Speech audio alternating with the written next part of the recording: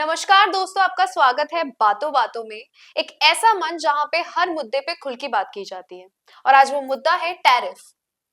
India को धमकी मिली है टैरिफ की। तो मैं चाहूंगी कि दीपांशु तुम इसके बारे में थोड़ा सा बताओ कि आखिर ये पूरा मुद्दा क्या है। जी हाँ, एक्चुअली नाटो के जो महासचिव है, नाटो और अमेरिका, इनके जो महासचिव है, नाम में लेना चाहूंगा मार्क रूट।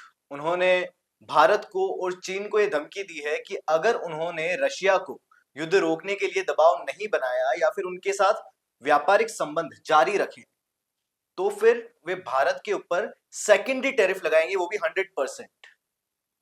सो आपने ये वर्ड लिया सेकेंडरी टैरिफ, इसके बारे में आप लोगों को बताएंगे कि कुछ लोगों को नहीं पता है इसके बारे में। जी, एक्चुअली सेकेंडरी टैरिफ ये होता है कि आप डायरेक्ट किसी देश पे प्रतिबंध नहीं लगा रहे हो, टैरिफ नहीं लगा रहे हो, लेकिन उनसे जो व्यापार कर रहे हैं जो देश, हम्म। उनसे टैरिफ लगाते हो। जैसे एग्जांपल, अमेरिका ने ईरान के ऊपर प्रतिबंध लगा रखे हैं।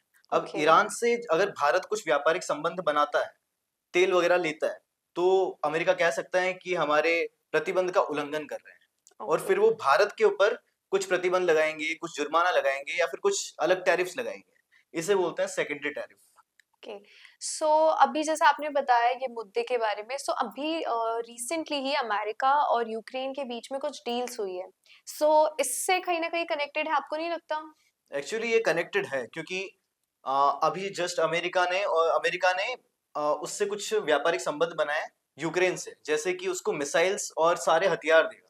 और इसके बाद ही इसने रशिया को धमकी दी कि अमेरिका डायरेक्ट टैरिफ लगाएगा रशिया पे 100%, अगर 50 दिन के अंदर युद्ध नहीं रोका तो। हम्म। तो इनडायरेक्टली यूं कह सकते हैं कि अमेरिका जो है वो सपोर्ट करता है यूक्रेन को, और सपोर्ट नहीं करता है रशिया को, और रशिया के ऊपर किस तरह से प्रतिबंध लगाना चाहता है।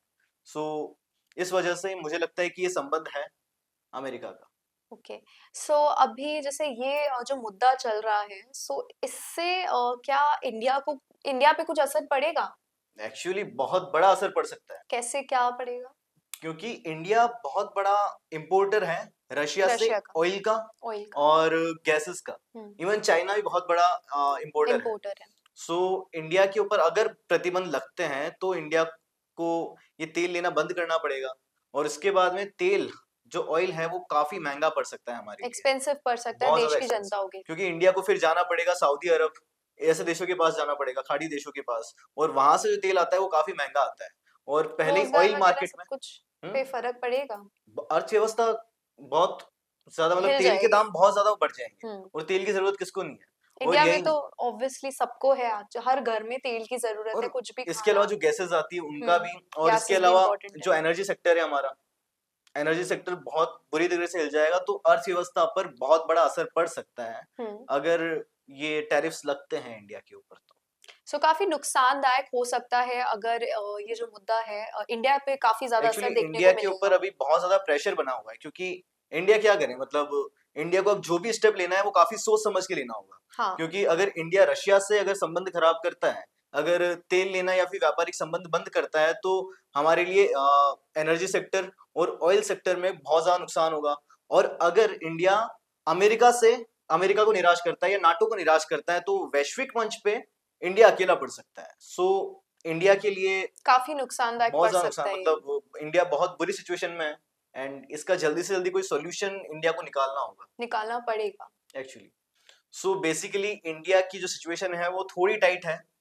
मैं जनता से जानना चाहूंगा उनकी कि राय क्या है? उनकी राय क्या है, मतलब वो इस मुद्दे को कैसे देखते हैं। और अगर आपको हमारा ये बातों बातों में जो हमारा प्रोग्राम है अच्छा लगता है, तो प्लीज हमें कमेंट सेक्शन में कमेंट करके जरूर बताइएगा। शेयर भी करिएगा हमारे इस बातों बातों के प्रोग्राम को जरूर। बिल्कुल, और हम जल्द ही मिलेंगे ऐसे ही कुछ अगले मुद्दे अगले के मुद्दे, साथ, बहुत अगले सारे टॉपिक के मुद्दों साथ। के बाद जिनके ऊपर हम बातें करते हैं। तब तक के लिए नमस्कार। नमस्कार।